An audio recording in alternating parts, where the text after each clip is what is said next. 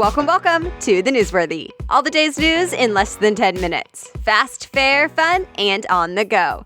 Today, we're talking about the largest country yet to legalize marijuana and a record number of job openings, plus Uber's value, Lyft's subscription service, and Facebook's next in-home device. Those stories and many more in less than 10 minutes. I'm Erica Mandy. Today is Wednesday, October 17th. You ready? Let's do this.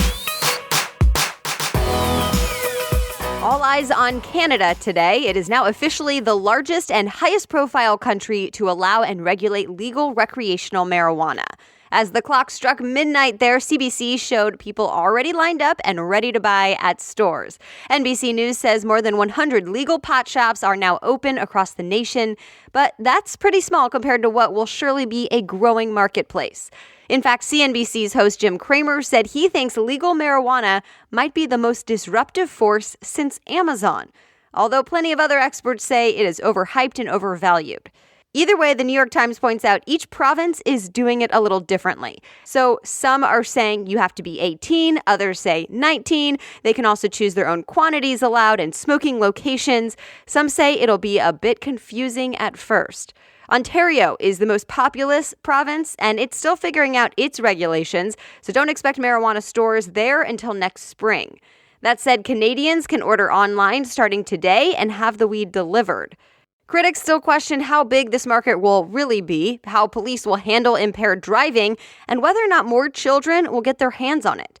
Supporters, including the Prime Minister, say it's time to stop giving people criminal records over marijuana use and that regulations still help keep it away from kids and off the black market. Before today, only Uruguay has legalized cannabis nationwide, so Canada is now the second country to do it. The world is watching to see what works and what does not work. Stay tuned. The governor in Texas declared a state of emergency in more than a dozen counties. Heavy rain caused major flooding along several rivers and creeks. The Weather Channel says there's been water rescues and some areas even had to be evacuated. At least one person died in south central Texas. Also, it was a week ago today when Hurricane Michael made landfall in Florida, and now the death toll from the storm is up again. It's at least 30 now, and several people are still missing. Some relief is on its way to U.S. students who were cheated out of an education. A federal rule will go into effect that gives students federal loan forgiveness. In other words, they don't have to pay the government loan back if the for-profit college they chose misled them and shut down before they could get a degree. The rule was passed during the Obama administration, but the current Education Secretary, Betsy DeVos, put that rule on hold with plans to rewrite it. Well, a bunch of states were not happy about that and sued her. The judge ruled in the state's favor, and this week said that rule must take effect now. To be clear, students who continued their education at another school are not off the hook from those loans. The real cost of college is apparently staying flat or even going down now. The Wall Street Journal says even when it seems like tuition is higher, what students actually are paying tends to be less. Why? Colleges are now competing for fewer students applying, so they're giving away more grants and scholarships. There's a record number of job openings. The newest Labor Department numbers show 7.1 million U.S. job openings in August. The first time it topped 7 million, and it's the highest number since records began in the year 2000. That means businesses have to compete for workers and may actually struggle to fill some of those spots. But of course, it's a good thing for the people looking for a new job. All right, a quick break now for our sponsor this week, Swap.com. If you don't know yet, Swap.com is the world's largest online consignment and thrift store. It's a place you can save up to 90% off retail price on your favorite brands. Think Lululemon, Carter's, Nike, J.Crew, and Gap. And it's all organized for you online, so no digging through racks, store after store, looking for that one gem. Instead, you can look specifically at women's, men's, workout clothes, how about maternity or even kids' clothes. You set the filters and search from the comfort of your home. And for any parents listening, why buy new kids' clothes when they just outgrow them in a hot second? Instead, check out gently used, quality, hand-inspected items from swap.com. There are new items added daily, and once you buy, if something doesn't fit, there are hassle-free returns within 30 days. Swap.com is offering a special offer to the Newsworthy listeners. You can get 35% off select items for your first order with promo code Newsworthy. Again, that's swap.com with promo code Newsworthy, or there are new deals every day listed on swap.com's homepage. That's swap.com. Now, back to the news. Uber has been valued at nearly double its valuation from just 2 months ago. Now, banks on Wall Street are valuing the company at $120 billion. Think about that. The Wall Street Journal says that means Uber is worth more than General Motors, Ford, and Fiat Chrysler combined.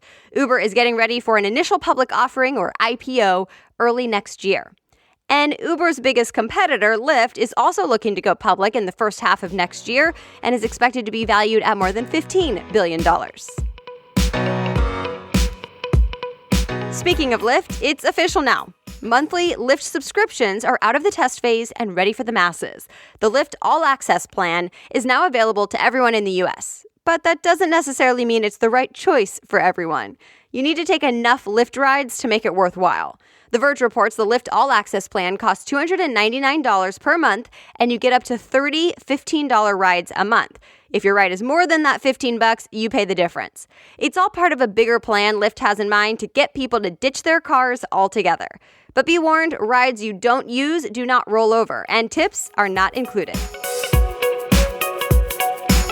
Facebook is apparently already working on its next in-home device, this time for the top of your TV.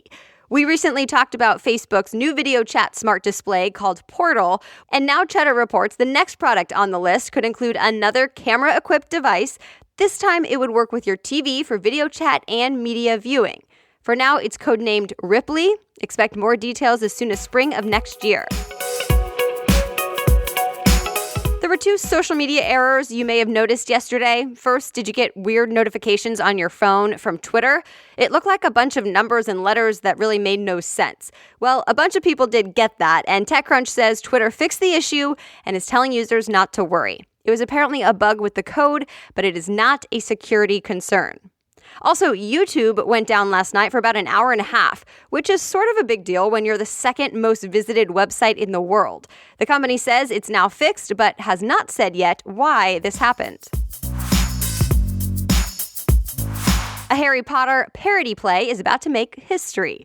Puffs is the popular off-Broadway play that reimagines the Harry Potter books and films. And tomorrow it's set to become the first major play to be available online while the show is still selling tickets to see it in person.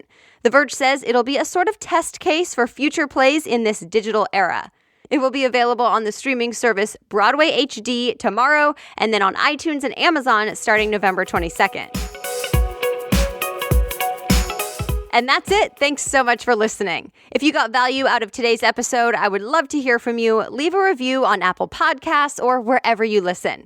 And if you want to read more about any of the news stories we talked about, you'll find links and more articles in today's show notes. Just go to thenewsworthy.com, click episodes, and look for today's date. The Newsworthy is ready for you to listen every weekday by 4 in the morning, so I'll be back with more news tomorrow. Have a great day.